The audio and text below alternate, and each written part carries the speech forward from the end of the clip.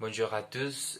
Aujourd'hui, on va parler un peu sur l'œuvre de Saint-Jean-Pierre et comment, dans cette œuvre, le passé et le est assez important pour lui. Alors, on va prendre aussi un texte de Bolac dans lequel il parle un peu sur cette de perspectives qu'on peut reconnaître dans l'œuvre de Saint-Jean-Pierre. Alors, moi, je crois que dans la poésie générale, il y a un désir très particulier de revenir au passé. Et je crois que ça n'importe pas si est un revenir personnel ou un revenir national, mais au culturel. Mais je crois que cet aspect est bien marqué dans la poésie générale. Cet essai, ce désir de toujours boire le passé.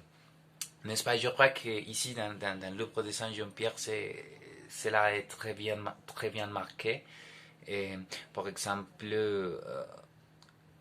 ici, dans cette petite extra, on peut le voir bien. Et il dit alors on t'évanouit dans l'eau, un cœur était du soleil vert. Alors, il revient, je crois, à cette époque même dans laquelle il était un bébé. Il revient, il se souvenait bien de cette époque, de les choses qui, qui, qui, qui étaient au bord de lui euh, et d'une très bonne manière, je crois. Euh, alors on va voir comment Saint Jean-Pierre revient à cette passé et pour cela utilise une chose très particulière qu'elle utilisait de l'eau comme chose essentielle et le passé comme chose essentielle. Alors je crois qu'on peut commencer pour parler de cette passé. Bollack disait dans les textes, il y a une partie que c'est très intéressante qui dit l'expérience personnelle précède l'expérience cosmique. Je crois que c'est vrai parce que l'expérience cosmique se base vraiment dans cette expérience personnelle qui nous va faire reconnaître le monde et voir le monde d'une manière assez particulière. Je crois. Alors, je crois que dans toute l'œuvre, Saint-Jean-Père est en train de chanter à son passé perdu, la vie qu'il avait avant d'être dedans l'Hexagone, parce qu'il est né aux Caraïbes. Alors, il chante cette vie passée, il chante à tous ces souvenirs qu'il a de son enfance. Et comme je viens de dire, je crois qu'il le dit d'une manière, on peut dire, mélancolique. Parce que, par exemple, ici, il y a une citation qui me plaît beaucoup qui dit et l'ombre et la lumière alors étaient plus près d'être une même chose. Alors, je crois que cette petite phrase est très importante pour dire qu'il revient au passé d'une manière mélancolique parce que s'il dit que l'ombre et la lumière étaient plus proches d'être une seule chose, c'est parce que je crois qu'il était heureux là. Je crois qu'il n'était pas des mauvais jours, peut-être, des mois plus beaucoup. Euh, Parce que si l'ombre qui est toujours s'associe à des choses mauvaises, à la tristesse, à des problèmes existentiels ou tout cela, et au contraire, la lumière est associée à quand on est heureuse, à la félicité, à des bonnes choses, à la connaissance. Et si c'est deux choses qui sont bien opposées, je sais pas si c'est mot existe, mais qui sont bien différentes.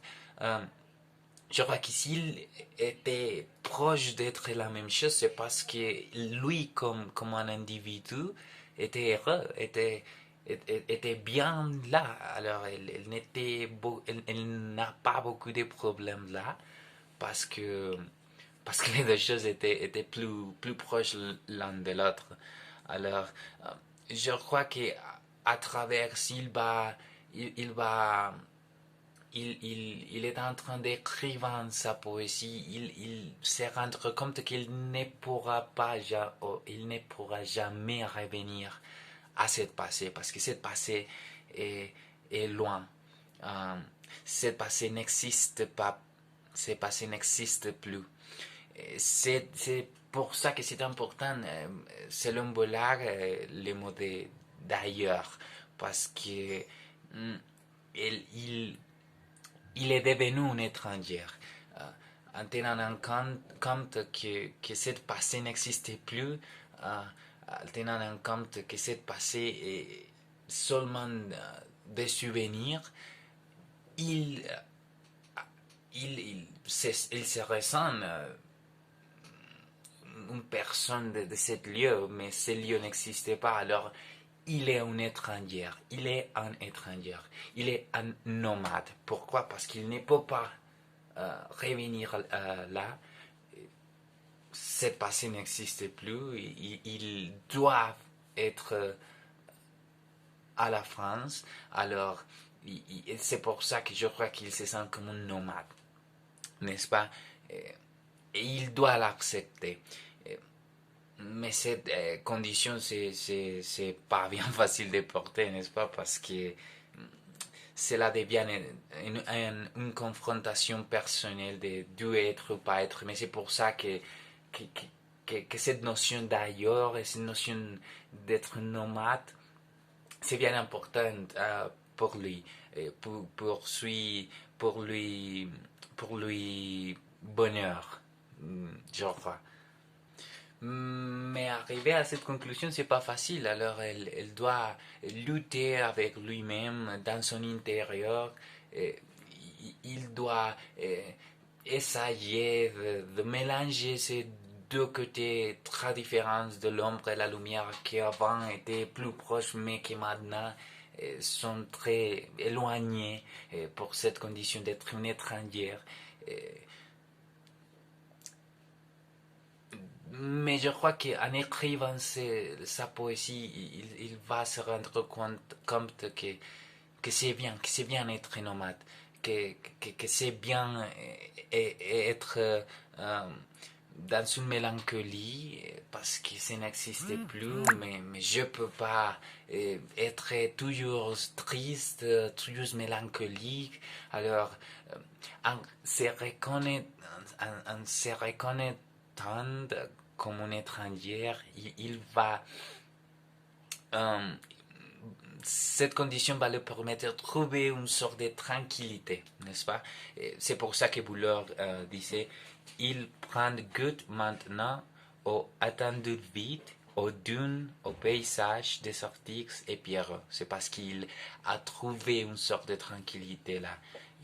Il, il se sent bien après une lutte, bien sûr, assez difficile, mais après écrire ces écrits, je crois qu'il commence à accepter cette condition. Et je crois que le fait d'avoir écrit ces livres lui a aidé à